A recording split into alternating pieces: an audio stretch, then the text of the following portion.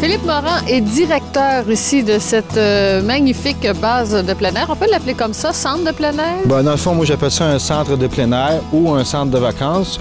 On a un peu les deux missions ici, c'est-à-dire qu'on accueille des gens en hébergement avec le centre de plein air et on accueille des gens à la journée, excusez-moi, avec le centre de vacances et on accueille des gens à la journée avec le centre de plein air. La vocation a changé. On est devenu plus au niveau des familles, c'est-à-dire qu'on accueille principalement des familles. C'est notre créneau principal, des familles qui viennent louer pour un week-end, une semaine complète, du lundi au vendredi, qui viennent louer ici 4 saisons, les chalets ou des unités en auberge. Il y a 16 chalets alentour du lac principal ici.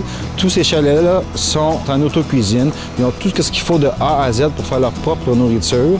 Par contre, si ça ne leur tente pas un soir, samedi soir, c'est pour besoin de faire la nourriture, ça ne leur tente pas de faire la vaisselle non plus, on peut les accueillir sans problème à la salle à manger. Toutefois, quand c'est dans les deux auberges, l'auberge Troubadour et l'auberge Katimavik, les repas sont obligatoires à la salle à manger parce que dans les unités en auberge, il n'y a pas le matériel qu'il faut pour faire sa propre nourriture. Il y a quand même des mini-frigos dans les unités pour mettre des collations, des jus, des choses comme ça, mais il n'y a pas de poêle et de frigidaire conventionnel. Là.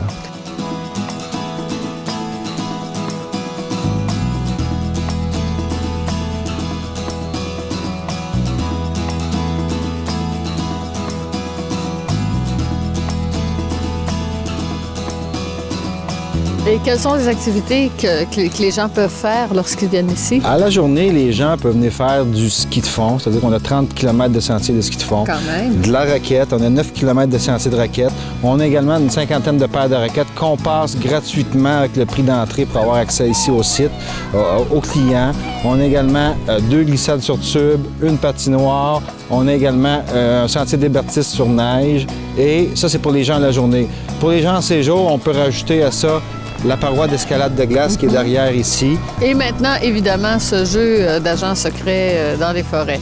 Il y a tout un volet corporatif que vous développez aussi. Tout à fait. Dans le fond, à la base, cette activité-là, on l'a développée pour attirer des groupes d'affaires qui voudraient faire ici une activité de consolidation d'équipe qu'on appelle, ou team building en anglais. Et puis, c'est ça. Cette activité-là, ça reste principalement à des groupes d'affaires qui viendraient faire ici une réunion et qui voudraient profiter d'une demi-journée pour se changer les idées, travailler l'esprit d'équipe au sein de l'équipe et puis qui voudraient faire cette activité-là. Elle s'adresse également à des familles d'une douzaine de personnes qui voudraient faire cette activité-là et à des groupes scolaires également qui voudraient la faire. On va peaufiner au cours des mois, des années cette activité-là pour offrir différents autres volets au niveau d'activité géocaching. Et lorsqu'on parle de volets corporatifs, on peut venir aussi des entreprises, peuvent venir des séminaires, avoir des salles de réunion, vous êtes bien équipés pour ça. On a tous les équipements, on a même 2 salles ici qui sont accès Internet sans fil, c'est-à-dire que les gens arrivent avec leur portable, ouvrent leur portable et ils sont connectés directement à Internet. On a tous les équipements qu'il faut, projecteurs multimédia, des écrans, on a même un portable qu'on peut prêter, on a des tableaux à feuilles amovibles, on a une mini-console de son, des systèmes d'eau-parleurs. Vous êtes complètement équipés. Exactement. Alors, lorsque les gens veulent s'amener ici, j'imagine que vous avez un site Internet sur lequel ils peuvent aller consulter, voir les disponibilités, peut-être ou au moins les coordonnées. Oui, exactement. On a un beau site Internet qui a été fait il y a une couple d'années, qui est www.havrefamilial.com. Vous allez trouver une foule d'informations là-dessus. Alors, tout ça est situé à Sainte-Béatrix, c'est tout près de Joliette. Oui, c'est à peu près 30 minutes au nord de Joliette, en pleine montagne ici, dans une cuve naturelle entourée de montagnes. Ah, donc, certainement, il y en a pour tous les goûts. Nous, on y goûte justement par une froide journée d'hiver, mais ô combien magnifique. Il faudrait qu'on revienne voir qu'est-ce que ça a l'air l'été au chaud. Oui, tout à fait. Puis on a plein de belles activités l'été aussi. Oh, j'en suis certaine. Ouais.